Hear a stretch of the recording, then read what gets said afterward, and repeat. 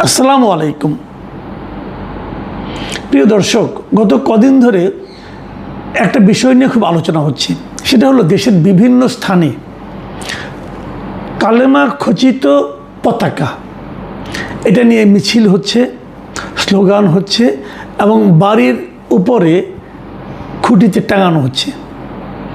এবং এই কালেমাটা সাদা কাপড়ের উপর কালোতে, কোথাও আবার কালো কাপড়ের উপর সাদা রঙের। এটা নিয়ে আলোচনা, এবং এটা কেন, এই কালেমা খচিত পতাকা কি ইসলামের পতাকা? এমন কোনো প্রমাণ এখন পর্যন্ত পাওয়া যায়নি। তবে এই পতাকাটা আমরা কিছুটা দেখেছি দুটো জায়গায়। একটা দেখেছি আমাদের দেশের হিজবুত তাহরির, তারা এই ধরনের একটা পতাকা ব্যবহার করে, এবং আন্তর্জাতিক যে জঙ্গি গোষ্ঠী হিসেবে পরিচিত আইএসআইএস, এই আইএসের পতাকাতেও অনেকটা এরকম কালেমা খচিত। তো এই পতাকাটা এখানে দেখাচ্ছে কেন? আমরা অনেক সময় শুনেছি যে এই বিশ্বকাপ ফুটবল উপলক্ষে যে বিভিন্ন দেশের পতাকা বিভিন্ন জায়গায় টাঙানো হয়, সেই পতাকার পরিবর্তে ইসলামের পতাকা টাঙানোর জন্য একটা আহ্বানও আমরা বিভিন্ন আলেমের কণ্ঠে শুনেছিলাম। আমি খেলে আপনাদের একটা কথা বলতে চাই। আপনারা ভাবুন তো, আমরা এই আলোচনাটা করছি 2026-এর জুলাই মাসে। 2024-এর জুলাইয়ের কথা ভাবুন, অথবা তারও আগের কথা ভাবুন। এ ধরনের পতাকা নিয়ে প্রকাশ্যে মিছিল কিংবা বাড়ির ছাদের উপর টাঙিয়ে দেওয়া ওই সময় কি সম্ভব ছিল? তাহলে আমরা কি বলবো যে 24-এর জুলাই আন্দোলনের পর আমরা যা কিছু পেয়েছি অথবা যা কিছু পেতে চেয়েছি, তার মধ্যে যে ফারাকটা ছিল, সেই ফারাকের মধ্য দিয়ে এই পতাকাটা ঢুকে গেছে? কারণ এই পতাকার মধ্যে, এই ধরনের পতাকা নিয়ে মিছিল করার ব্যাপারে আমরা এখন পর্যন্ত সরকারের দিক থেকে কোনো ধরনের পদক্ষেপ নিতে দেখিনি। সরকার হয়তো বলবে, হতে পারে যদি কেউ ধর্মপ্রেমিক হয়, ধার্মিক হয়, ইসলাম প্রেমিক হন, তারা যদি এই ধরনের পতাকা উড়াতে চান, আমাদের তো কোনো মানা নেই। হ্যাঁ, মানা নেই। যদি তাই হয়, তাহলে আবার আওয়ামী লীগের পতাকাতে মানা থাকবে কেন? এই প্রসঙ্গগুলো তো আলোচনায় আসবে। আমি এই আলোচনাগুলো করলাম এই কারণে যে আমি কিন্তু জুলাই মাসে গতকালকে একটা প্রোগ্রাম করেছিলাম যে আমাদের জুলাইয়ের আন্দোলনটা কিভাবে কি হয়েছিল, এবং ওই আন্দোলন নিয়ে আওয়ামী লীগ বিএনপির মূল্যায়নটা কী ছিল, তাদের বর্তমান মূল্যায়নটা কী, তাদের আচরণে কী বোঝা যায়, এগুলো নিয়ে আমি একটা আলোচনা করেছিলাম। এবং এটা এখন সবাই মানবেন, জুলাই আন্দোলনের সময়, গত 2024-এর জুলাই আগস্টে যে আন্দোলন ছিল, সেই আন্দোলন ধাপে ধাপে যেভাবে এক দফার আন্দোলনে পরিণত হলো, সেই আন্দোলনের মূল যে লক্ষ্য ছিল, সেই লক্ষ্য থেকে আমরা এখন যোজন যোজন দূরে অবস্থান করছি।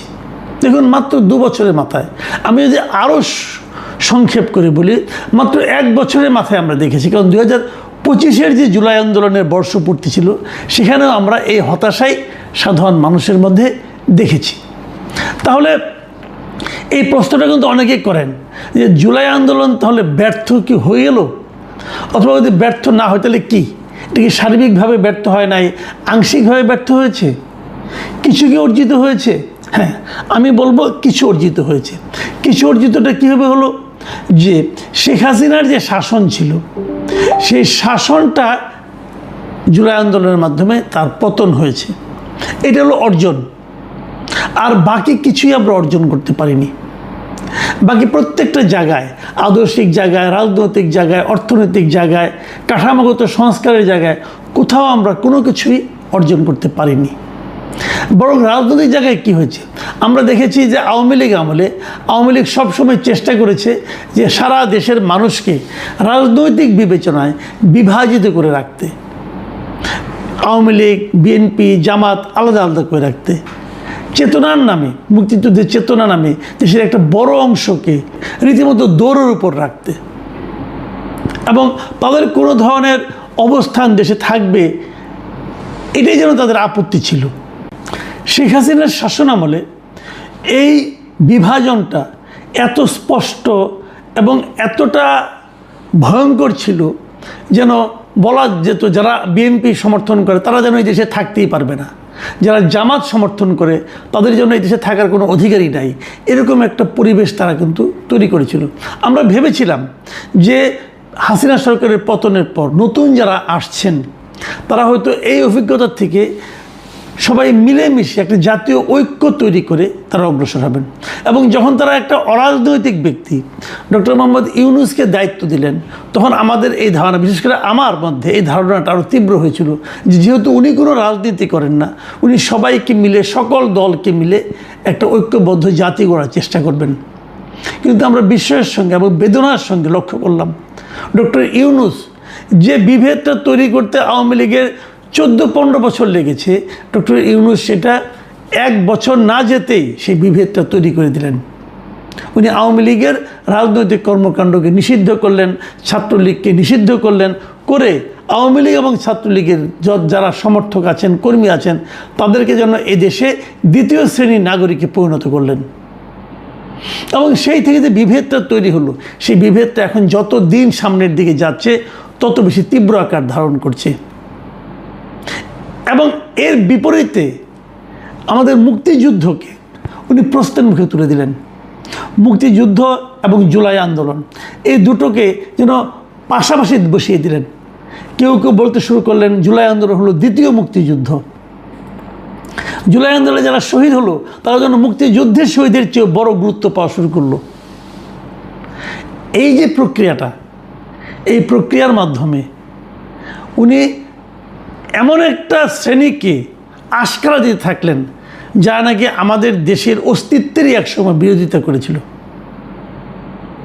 এবং আমি যে কথাটা বললাম যে মৌলবাদী গোষ্ঠীর এই আশকারা ডক্টর ইউনূস মানে খুব সচেতনভাবে দিয়েছেন বলে এখন আমার মনে হচ্ছে, যার নমুনা আমরা কিন্তু এই কালেমাবাহী পতাকা মিছিলের মধ্যে দেখতে পাচ্ছি। আমরা অনেক কিছু দেখেছি। আমি মাঝে মাঝে বলি যে আওয়ামী লীগের ফিরে আসাটা কতটা জরুরি, কিংবা আওয়ামী লীগের ফিরে আসাটা কতটা অবশ্যম্ভাবী, অথবা আওয়ামী লীগের ফিরে আসাটা কতটুকু বাস্তবতা এই দেশে আছে, এর সব কিছুই কিন্তু তৈরি হয়েছে আমি মনে করি ডক্টর ইউনূসের মাধ্যমে। ডক্টর ইউনূসকে যখন দায়িত্ব দেওয়া হলো, উনি যদি দেশটাকে ঠিকঠাক মতো চালাতেন তাহলে কিন্তু আওয়ামী লীগের প্রাসঙ্গিকতা অনেকটাই ফুরিয়ে যেত। কিন্তু উনি তা পারেননি। আমাদের দেশের মানুষের একটা, আমাদের দেশের না, পৃথিবীর সব দেশেই, বিশেষ করে যে দেশগুলোতে একটু দারিদ্র্যটা বেশি আছে, সেই সমস্ত দেশের মানুষ কিন্তু অতীত দিয়ে বর্তমানকে বিচার করে।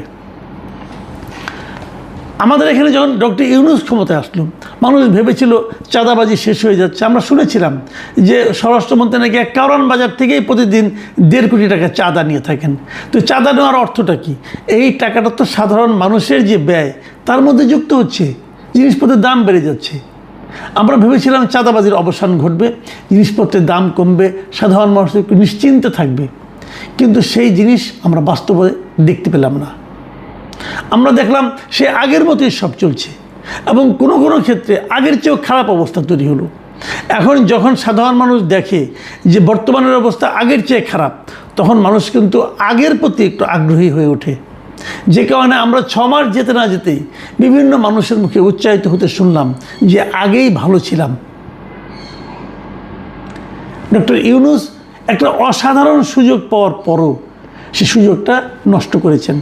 প্রথমে আমি ভেবেছিলাম উনি বোধহয় না বুঝে নষ্ট করেছেন, পরে আমরা দেখেছি উনি ইন্টেনশনালি এই কাজটা করেছেন।